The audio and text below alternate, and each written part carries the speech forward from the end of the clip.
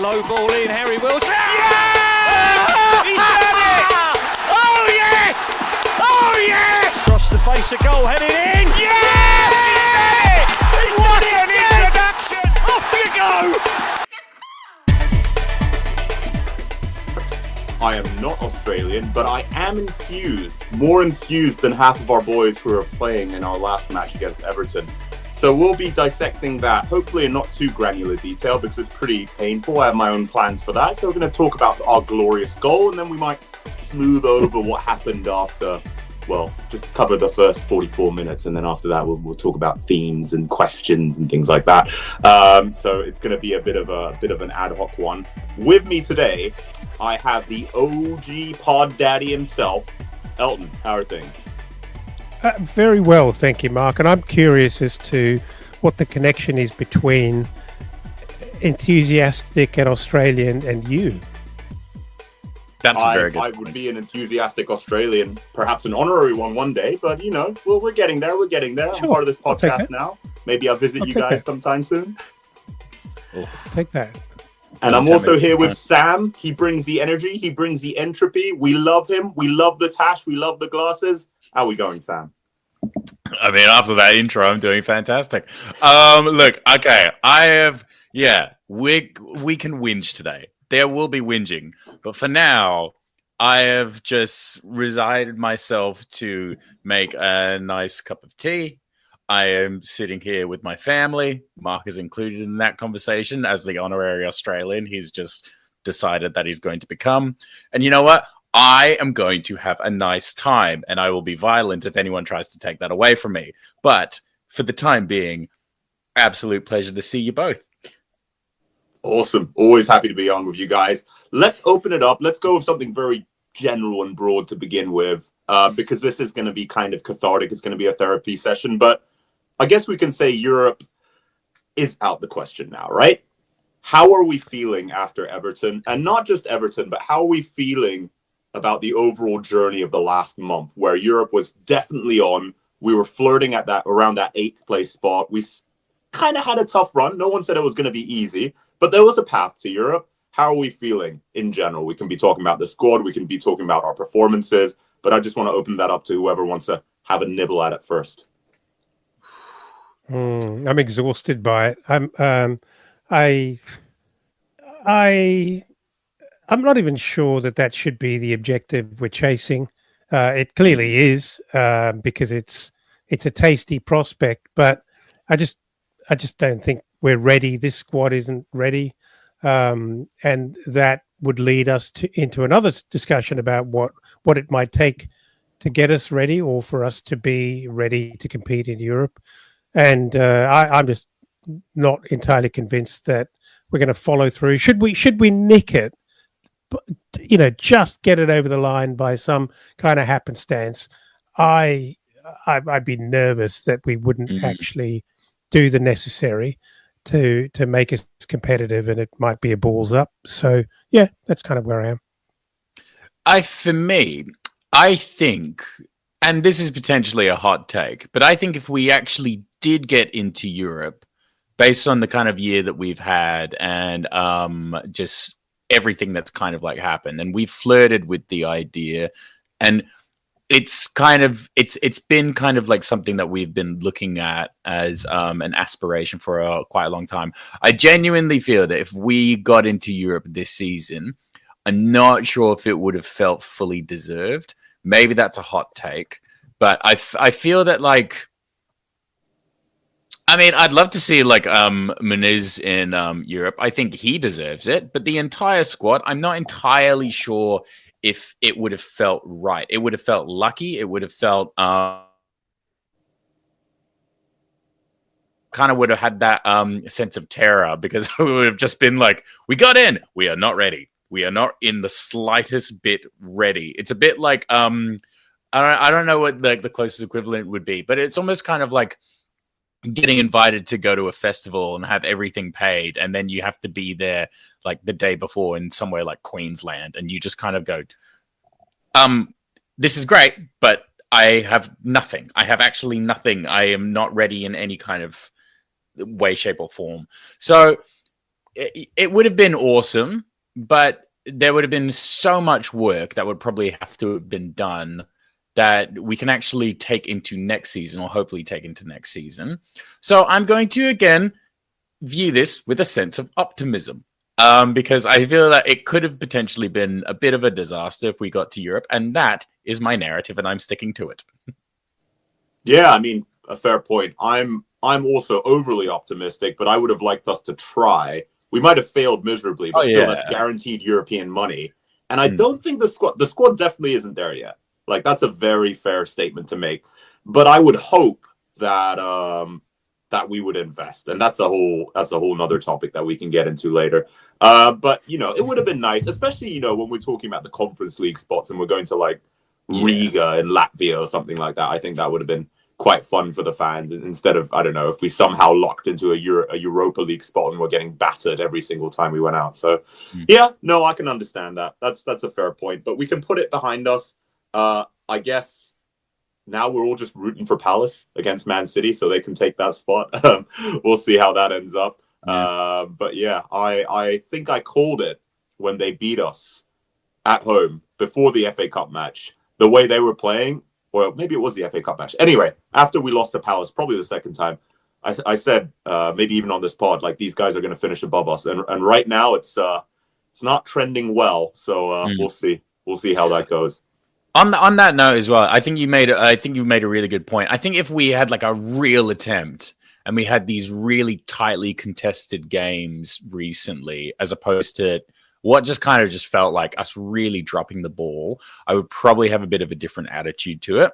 But the past like 2 games, I've really just kind of, I don't want to say disappointed or anything, but I've just kind of felt like it's not a squad ready for that position. That's just how it's really, really felt. And I feel that if we had really been down to the wire, pushing through, it felt like we were like gritting it. Everyone was giving absolutely everything. I would probably be a little bit more devastated than I am right now, because it felt like it probably would have been within our grasp. Is that fair? I think that's very fair. And sort of to like add on to that, what is it about our squad do you think that's lacking? I know that's a very broad question. Is it the ceiling? Are they good enough? Is it the depth? I mean, we've talked a lot about depth. Is it even the attitude? Because for me, from what I saw on Everton, I mean, I think there are players that almost always turn up. I think Bassi has a great attitude. I think Robinson, I know he wasn't there, but in general, he has a great attitude.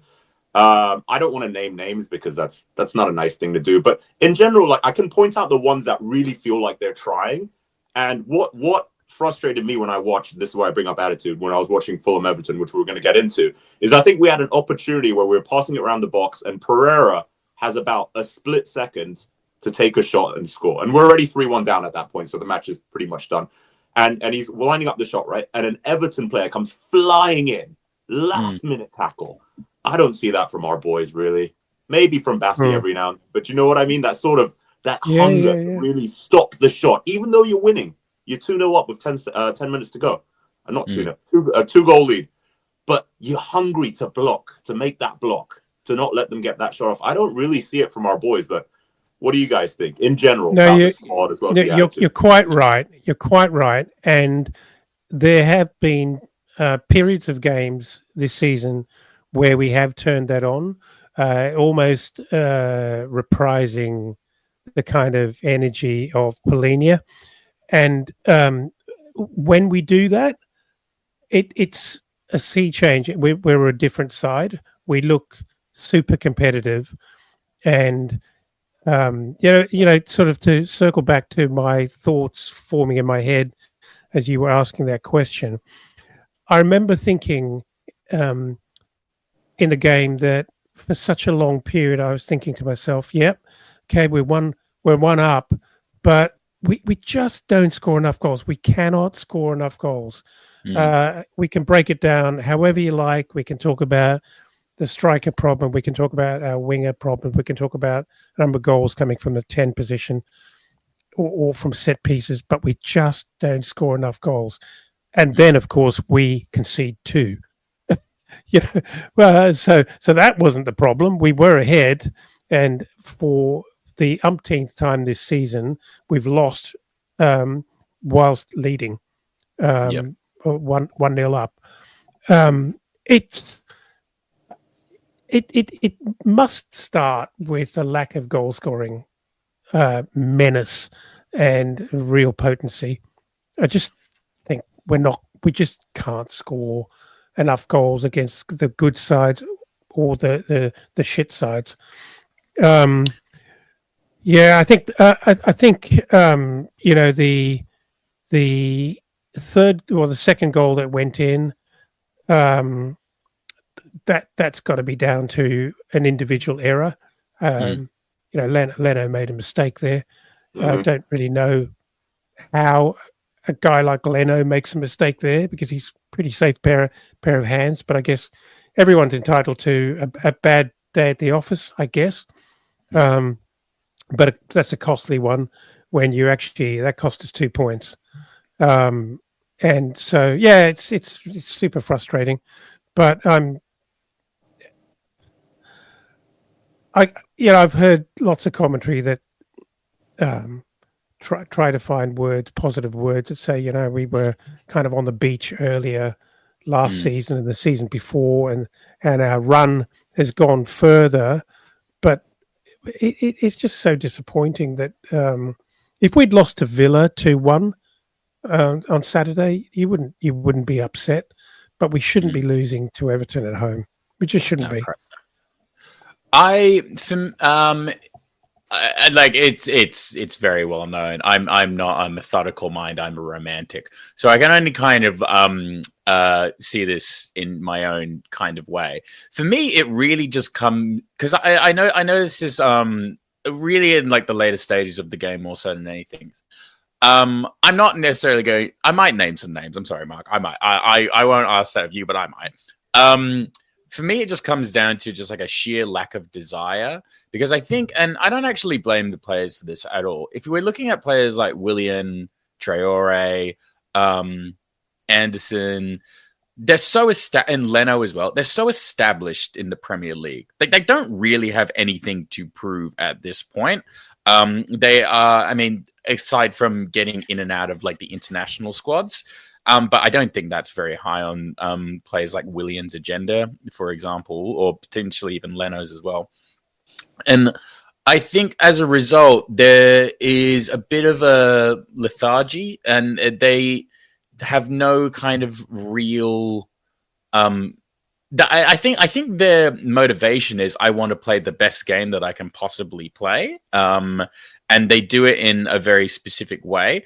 But if I look at, say, what Josh King was doing from pretty much the second he got on, and what Muniz does all the time, and even what Gatto was doing the second he was there.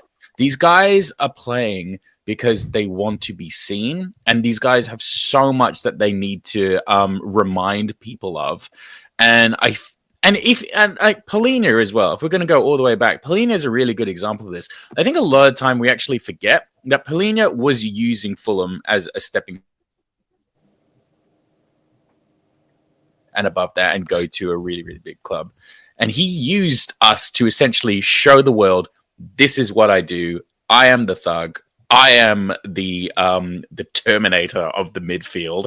And he did that. So he used it, like, I don't want to say he used us, but he came with a point to prove, and we need more players like that, as opposed to the football rehab kind of mentality that we've had for quite a while. And there is significant positives to having that model, but I think we're kind of at the end, or we should at least kind of restructure a little bit, because I want to see players come in and be seriously fighting, not only for their position, but just to actually make a name for themselves, because that's much more fun to watch. And I think that's a lot more needed, and you just find yourself a lot less likely to go 3 goals down to like Everton. You know, that should never happen. Yeah, I think Mark, I think your point is a really good one. That lack of grit or sort of just fighting, the defensive fighting. Clearly Silva places a high emphasis on beautiful football and, great passing and great possession football and great transition football. But there's a huge element to, well, I'd put it this way. It's really difficult to play against an opposition that have got that capability or that element to their game. And Palace is a great example of teams that just hassle you in the midfield and just are so unsettling because they've got the kind of players who will come at you and take the ball off you and just break things up. And it's probably not a great example or great metaphor, but I remember back in the Alan Border days of cricket. I'm going to use a cricket metaphor here, which might fall on deaf ears. No, love it. For present immediate audiences, but Australia in the Alan Border days when he took over the cricket team, we were a shit cricket team and could not win matches. And whereas batting and bowling are the key things that most people focus on, we were clearly no good at either of those things. And Alan Border said, we're going to be a great fielding team. We're going to be the best fielding team. And it's kind of akin to tackling because you don't, sure, you need a lot of skill to tackle, but it's mostly grit and determination to just go at the player, take the ball off him. It's not the high skill stuff of passing pretty or putting the ball in the top corner of the net. And as much as that's a sort of unsung, or it's not the glory stuff, but it's so important. And I think even the very, very best teams have just got to have that component to it. Yeah, 100%. I will jump in here quickly, even though we're still need to cover the match. But no, we don't. We do whatever we want. Berger pulled his first tactical yellow, which I was a little bit pleased about. So, there's that. He probably got a word in the ear from Marco or from whoever else saying, in this exact situation, it's a breakaway, which is, we're going to also touch on that because we look terrified when teams are breaking against us. But he just does the shoulder grab, doesn't he, or the shirt grab, and he breaks up the attack, takes the yellow, completely okay with the yellow. Look, he knows it's going to happen, but we're finally getting there. We're getting a little bit more streetwise, which is a small celebration to have. Absolutely. Here.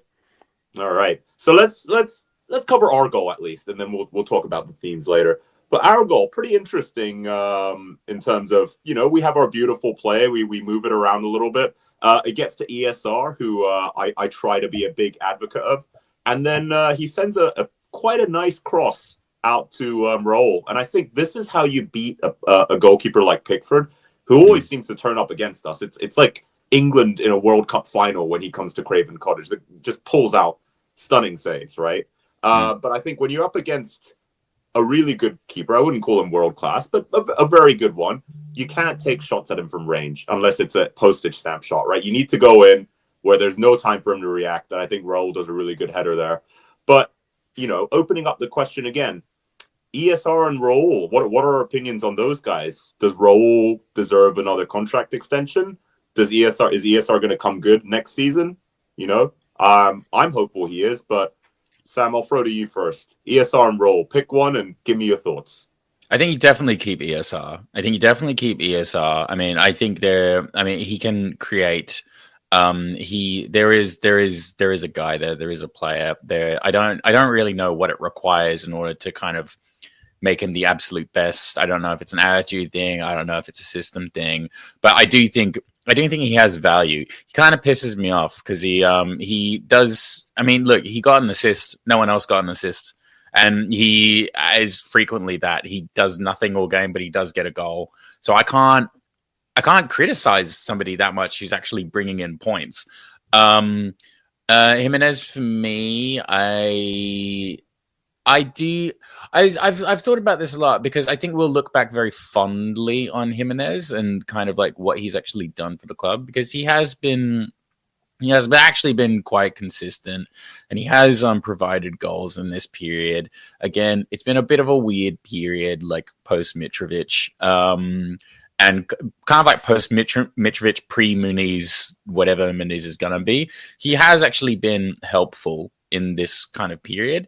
But I want us to have some cojones a little bit and just kind of go, no, let's get off the training wheels, because I do kind of see Jimenez's training wheels and go, thank you for your service. I've really appreciated you being here, but we need to actually be a bit more serious, focus on somebody younger, focus on somebody that we can build, and again, focus on somebody who has more to prove, because Jimenez has absolutely nothing to prove in the Premier League. He's literally just surviving on the coattails of his history at this point at the moment, and fair enough.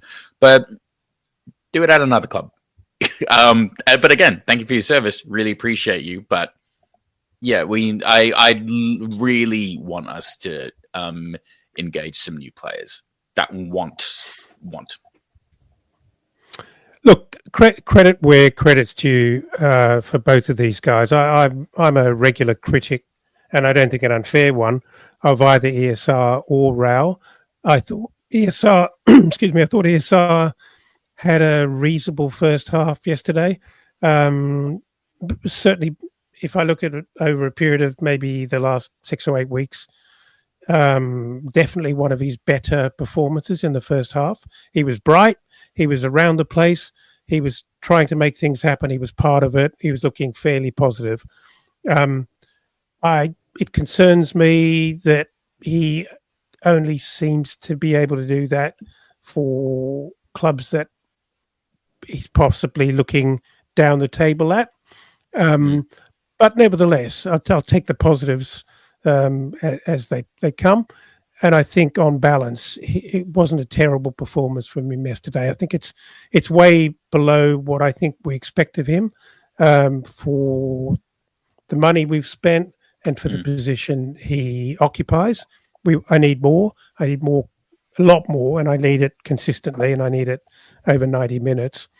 Raul, pretty good goal, actually. I thought he scrapped hard for that. As Jack and I were sitting watching that, Jack commented, I think he's right, saying he actually kind of had no right to get his head on that from where he was. So it's a really good effort to get over the shoulder and bury that in the bottom corner. And as Mark commented, gave Pickford at point blank range very little chance of getting down to that. So it's a good goal and a decent cross. Now, having said all of that, I think I did. Having said all of that, I thought that was a little shining moment of an otherwise mediocre game from Rao.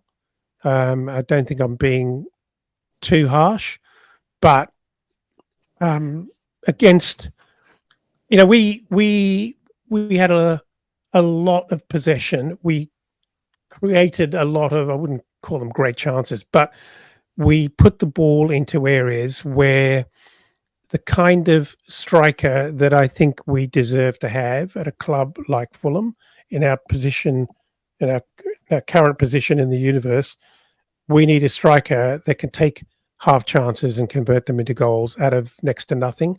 And we do not have that at the moment. And that's a problem for me. It's a massive problem for me. Joe, bless him as well. I like Jimenez. He's just old.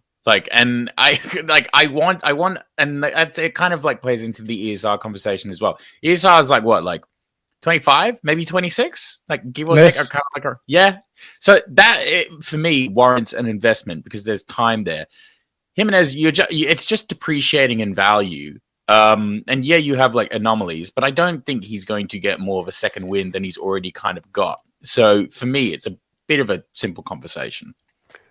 It's to your point, for your first point, Sam, save for the pretty high wages that we've paid for Jimenez, not just across the board for Fulham, Viz, all the other players in our squad.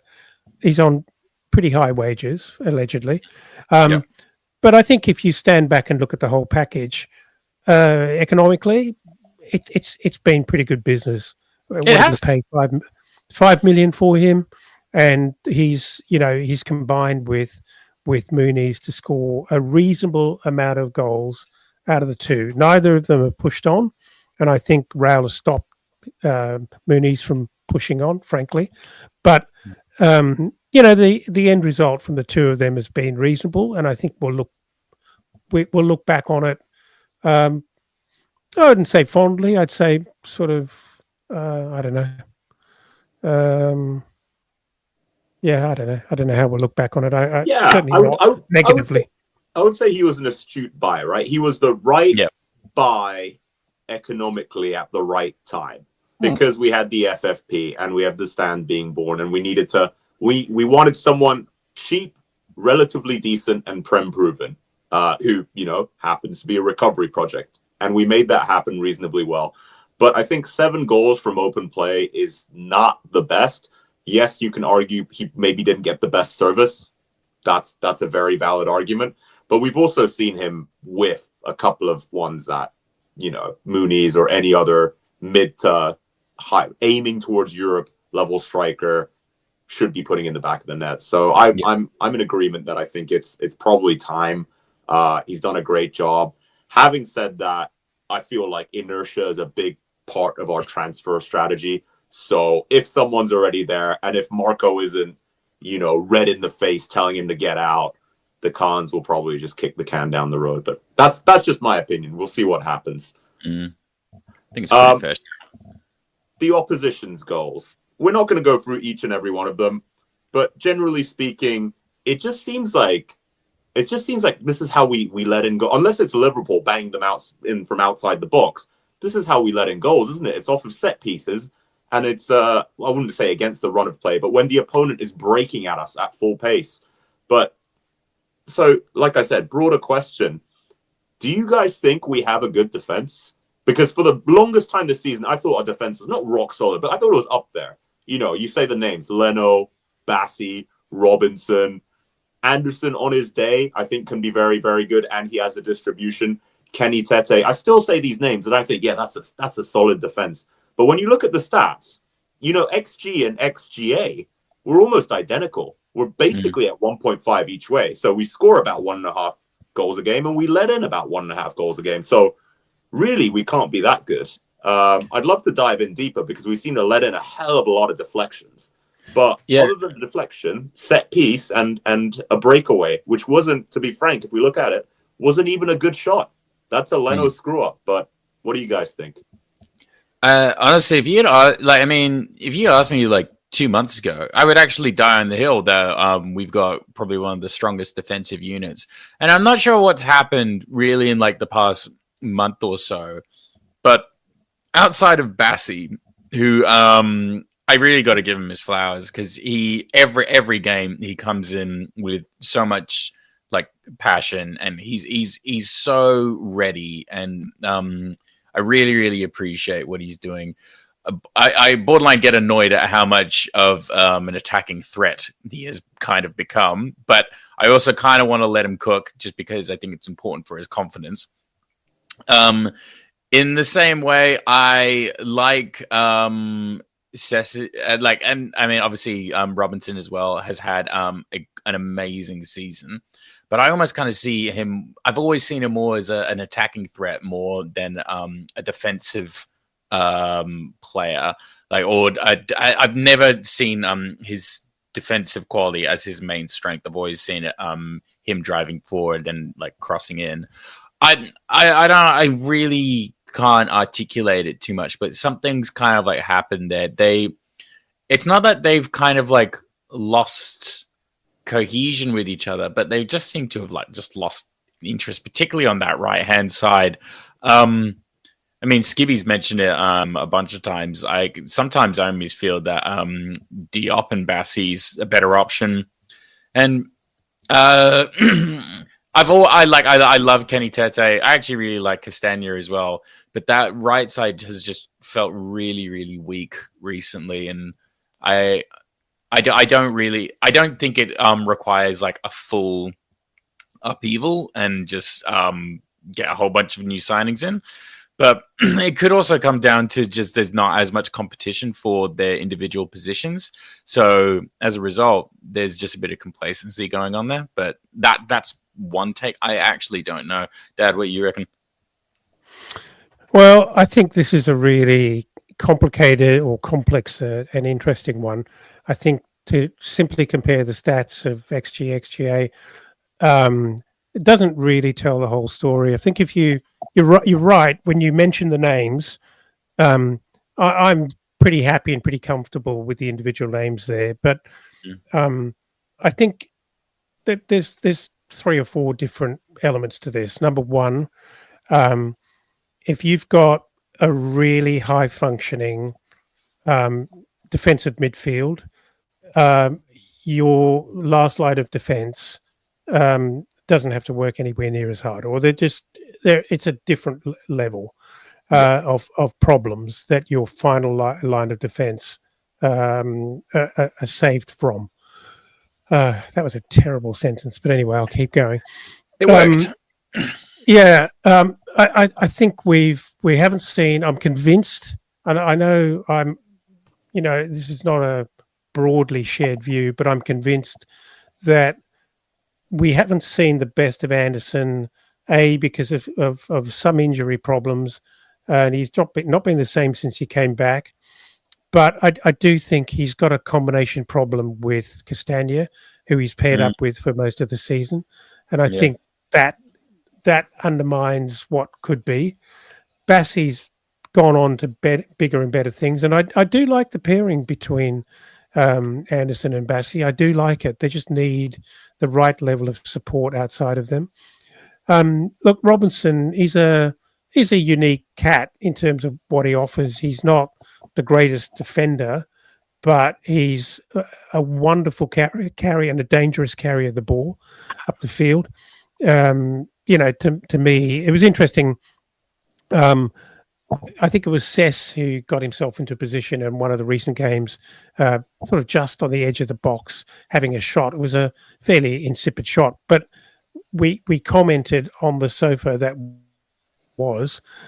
you just never see Robinson actually in those positions having a shot. And Robinson is a very direct runner on the overlap, gets the ball, gets the byline, and then it's a 50-50 as to what you're going to get. It's a lucky dip as to what you're going to get from the cross. And oftentimes it's not that great. But, if you are asking me whether I think we should move Leno on, absolutely not. I think he's high quality. Let's never forget the level that he's performed at over the last couple of years has been really high, consistently high. Sure, he's come under the scrutiny recently, and people have identified some of the weaknesses. Definitely shots outside the box. He seems to be statistically vulnerable. I cannot begin to technically explain what the hell happened on that second goal last Saturday. It looked like he tried to drop to his left and catch the ball rather than just bloody stopping it, getting his body behind it. So it almost looked like he didn't take that as seriously as he should have, which just seems like a bit of a lapse. But you cannot convince me that his career is over or his value is somehow declined. I think that's just a poor decision in a moment. So I think, let's also not kid ourselves that we have had a consistently high-functioning defensive midfield. We've had enormous problems in midfield all year. We've had, so many different combinations that we've been hanging on. Pereira, love him or unlove him or dislike him, but he has not functioned well for us when he's had to play in a defensive pairing with anyone in the number 6, be it Berger or Lukic. And I really wanted to like him in this game. Yeah, and that's I think that just creates a massive amount of problems for us from open play. And my final point is that we need some help on set pieces, both defending them and actually taking them. I'm very dubious on our zonal approach. I get it, but it often leaves us vulnerable to pretty kind of embarrassing looking scenarios where there are just easy headers last week and this week. Yeah. Completely agree. I mean, to your point, I think one of the most painful ones I saw, it was almost in slow motion. Yes, they got a block on, but the Van Heck header from the free kick, It was, it just almost floated in. It was an unmarked, massive Van Heck running into space, positioning it perfectly. So I don't blame Leno there, but it was just out of the training ground, wasn't it? And it's just a little difficult to watch those things because it feels so cheap to give it up like that. Completely agree with Leno as well. I mean, he's been huge for us. His first season he joined us, I think he was the best performing goalkeeper in the Premier League. He really kept us in it. So, long may that continue, though I would be happier with a good substitute goalkeeper. But, of course. That's a whole nother can of worms. Okay. I think we'll get there. If we're gonna briefly touch on that. I think from what I've seen of Bender, I'm like, I can see how that can develop. I mean, Rodak, I'll die on the hill. I never really saw anything from Rodak that made me kind of like believe your Premier League and you're like actually like in the upper echelons of like where you should be. I can see kind of glimpses of like what Bender could potentially be, and that kind of excites me, but that's a long way off. Anyway, continue on. Yes, he's still very young. So, I mean, I guess like maybe previously in the beginning of the season, the defense was all cohesive and they were in harmony. And now they're kind of not in harmony. Or another word for that would be they're kind of in discord. So that reminds me, we have an awesome Discord that you guys should be joining. I know it sounded weird and forced because it was. But we have a Discord. It's a great platform for anyone watching or anyone listening to us to come in, have your say. Amazing information on there. We're coming up to the summer transfer window, right? So any kind of rumors, any kind of gossips, you can throw in some names in there as well and get other sort of fans' opinions. So really recommend that you guys join. Over 500 strong, right? I think we have quite a few people in there now. So yeah, it's a great place to meet like-minded fans. So I just wanted to throw that out there. I mean, moving on, I guess we have 2 games left. Brentford away at Legoland and Man City at home. Once again, 2 very tough games. Brentford are they've really turned up the gas recently. And I guess they're showing what 2 aggressive, skillful, goal-scoring wingers can do. Are they on 17 goals each or something like that? It's absolutely absurd. Geez. So, I used to always joke when we were talking about Brentford that Flecken's the dodgy keeper, but he's come good, and I hope we can do something about that. How are you boys feeling about going to Brentford and trying to do the business there? Are we hopeful? Are we aiming for a draw? Do we want to crush their European dreams? Well, I'm hopeful in the sense that I know that we actually get up for that game, and I know that we because it's a derby, it's something we care about. And I think Silva's actually pretty good at, statistically speaking, he's pretty good at actually getting everybody up in arms about it and actually focusing and just going through a game with just passion and a want. Even regardless of where we are on the table, he understands what that actually means to the fans and to the club if we batter them, or if nothing else, we at least give a competitive game. So I'm actually very, very excited for that. I feel that can we can come away with a result there. And I'm very confident, almost to a fault, knock on wood, that it will be a very well contested game. If it's not, I'm going to be so angry. I will be furious. You'll get a very, very different side of me. I won't come with tea. To be fair to Brentford, they are executing well. Their goal scorers, on their wingers are frankly doing a brilliant job for them.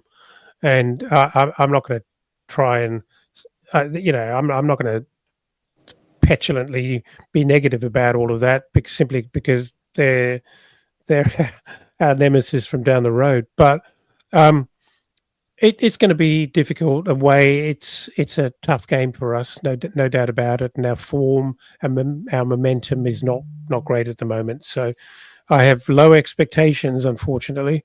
And it could go either way. We could either come out and really turn our form around because we do get up for these games, or on current form, you'd have to expect we're going to get battered.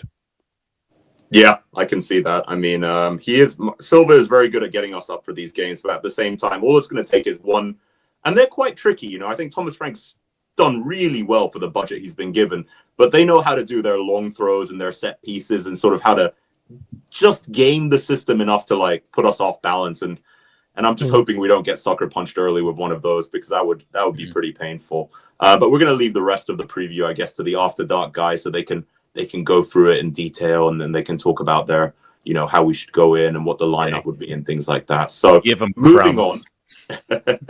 Good plug for After Dark there. But one thing I've been seeing recently that I wanted to run by you guys as well.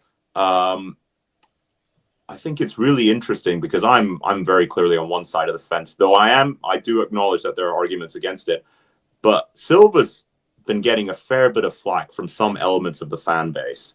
And this is not to say he's an angel and he's deserves zero criticism. But, I am hearing some murmurs that, maybe this is his level. This is the most he can do. I don't know, guys. Let's discuss it. I think he needs to be backed some more. I do see that he is stubborn. I do see that he plays favorites. I don't think he's going to get a full war chest. I threw that in the Discord as well. But you know how the cons are there. They love a bargain. That's not to mean our recruiting is poor. I think our recruiting in general is very, very good. But we seem to just love a deal. We seem to be okay to delay a player starting with us and losing all of the summer sort of training season to make sure that we save 1 or 2 million. And that frustrates me. But I wanted to put it to you guys, whoever wants to jump on it first.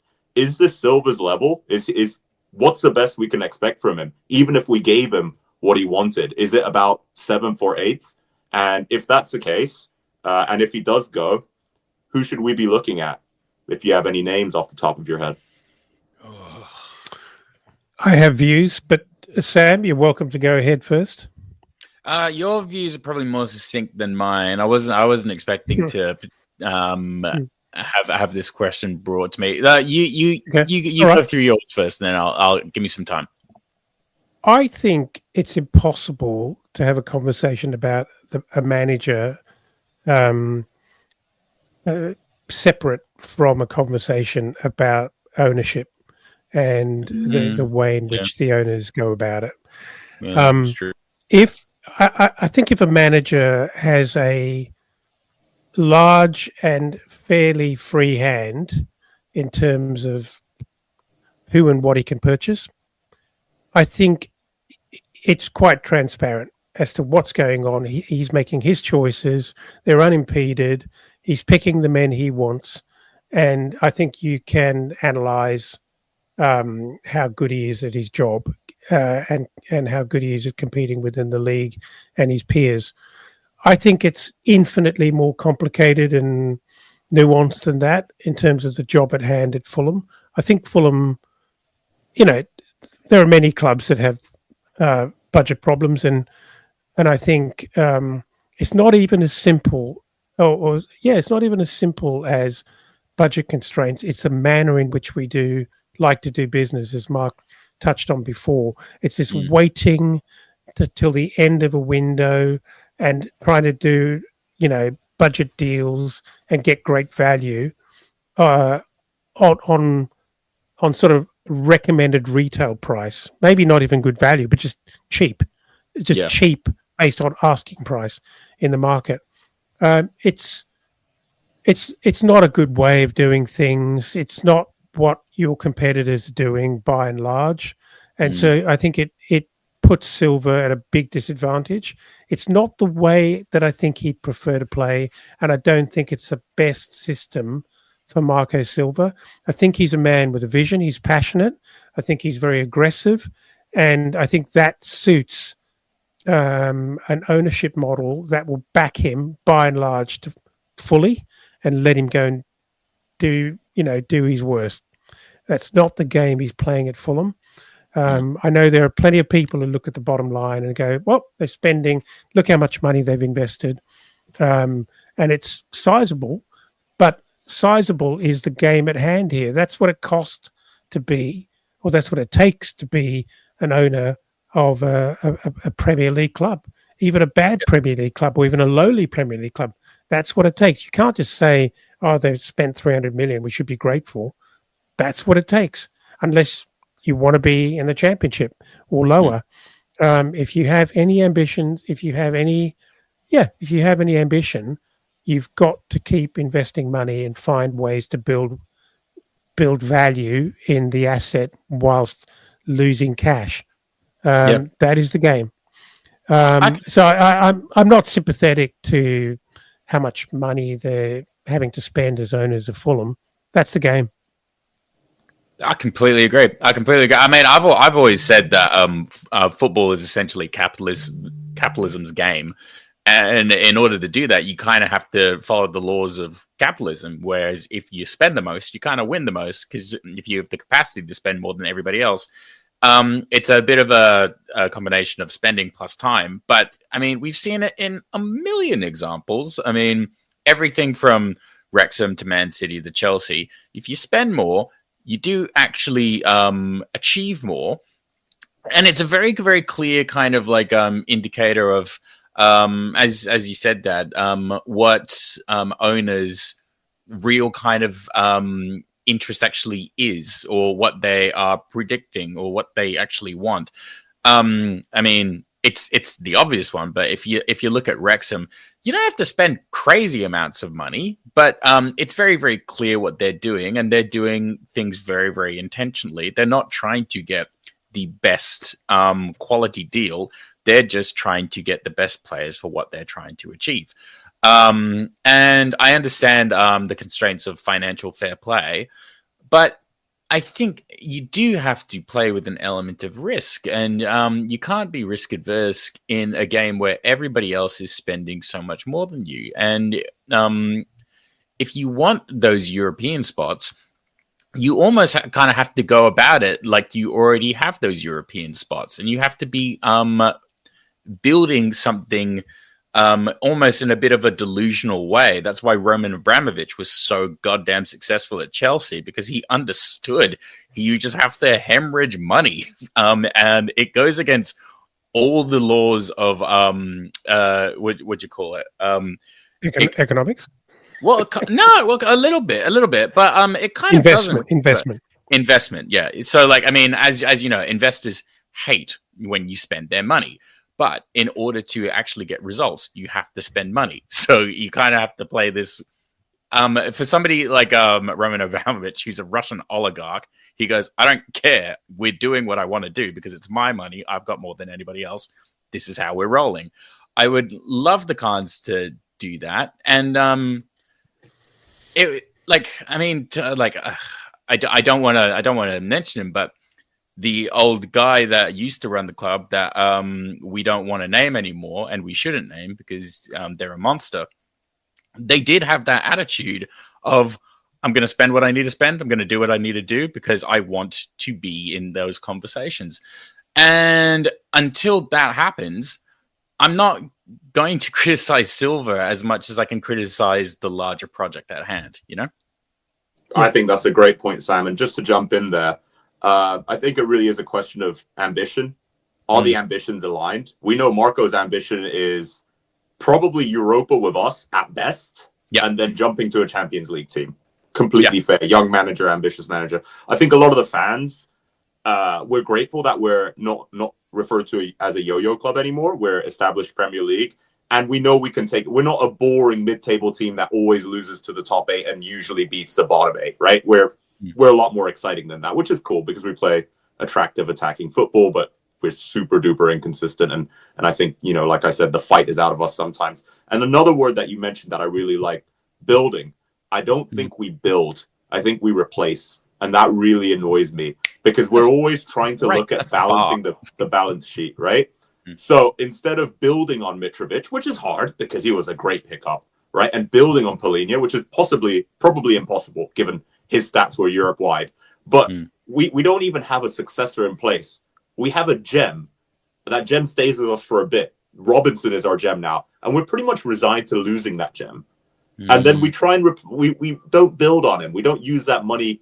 We use it to like balance the budget. And maybe we can get a guy that's like 85% of Robinson, but for like a third the cost. And that's great business because he can just about do it in the Prem.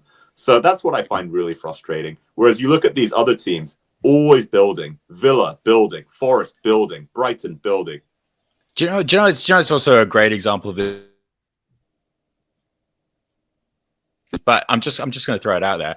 Dortmund are insane. If you like, I was looking at something the other day that was just referring to like the past 10 years and the signings that they've made, like Bellingham, Haaland, Lewandowski, like Gundogan, like Adebayor, but they've all done it with a very, very clear intention of they're always building, and they will have 50 more in the next 10 years again, because that's what they do. They are going, we are building young players up, we are building young potential stars. This isn't the end place for them, but this is where they start, and they have that reputation.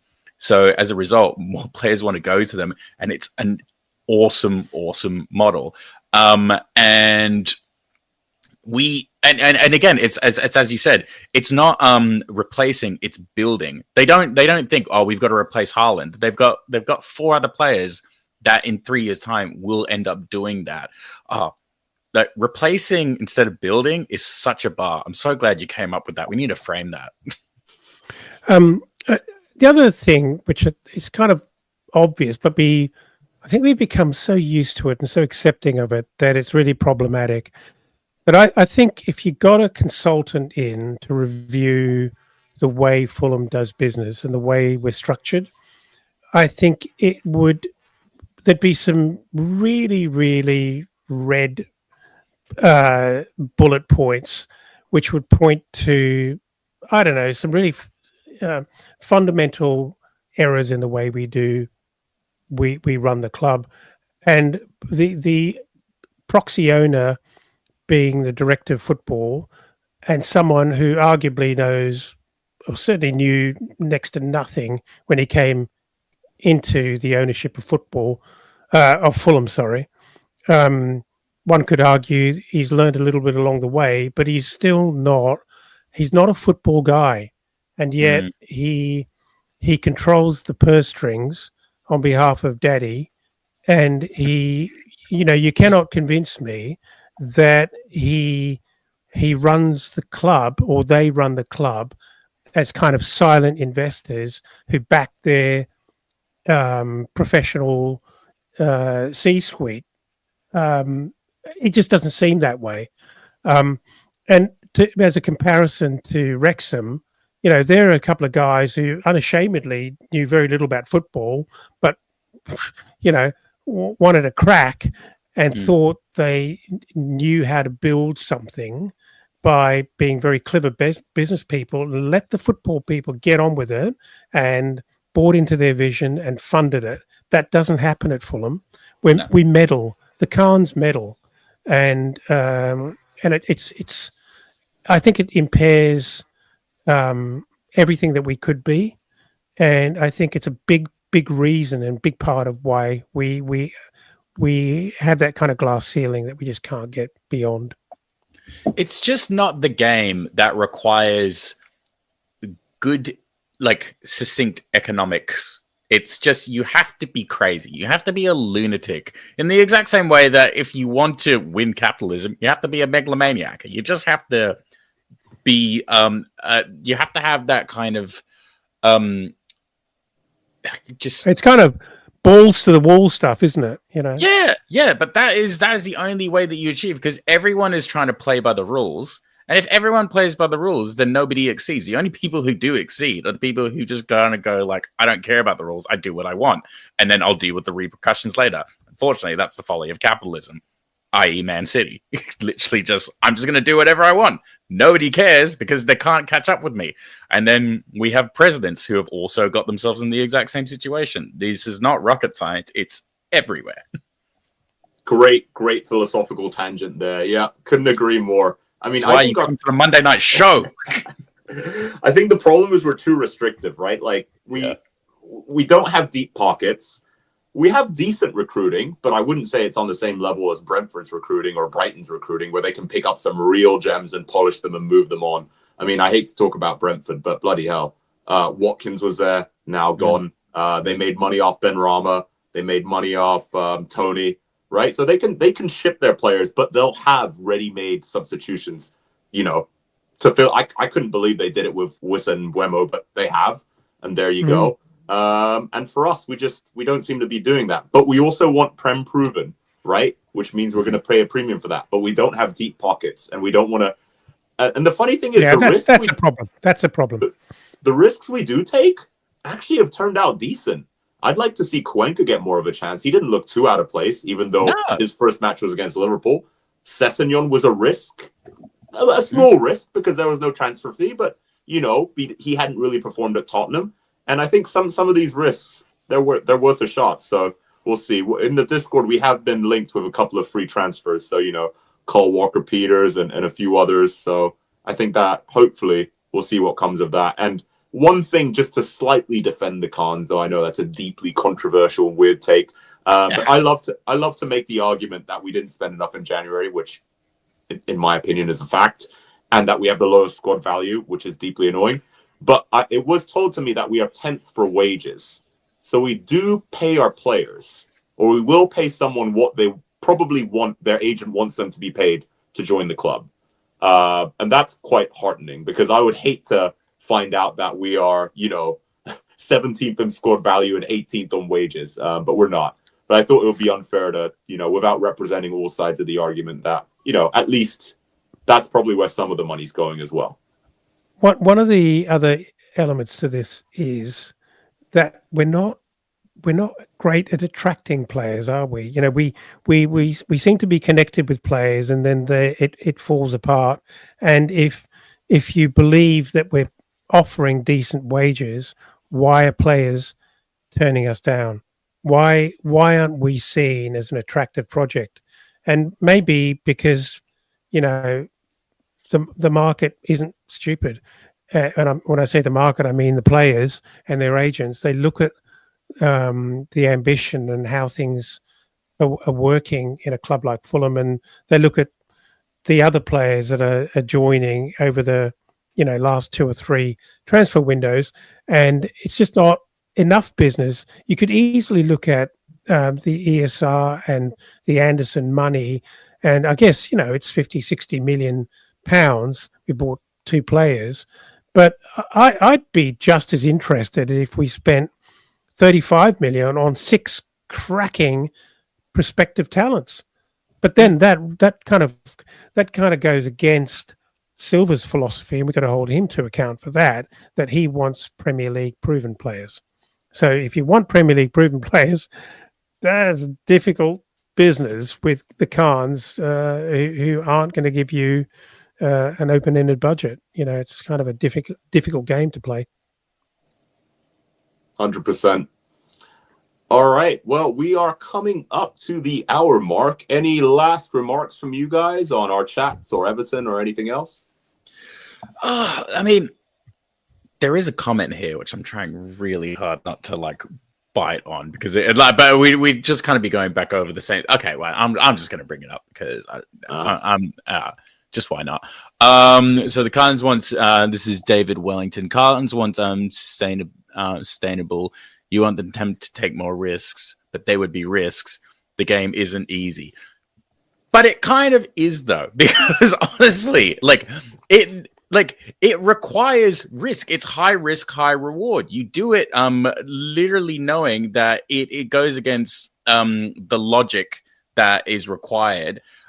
But it does work because we know that it works because we've seen it work a million times. We have seen it fail a bunch as well. But I also find that when it fails, it's because managers and teams just can't sustain the amount that they're spending, which is fair.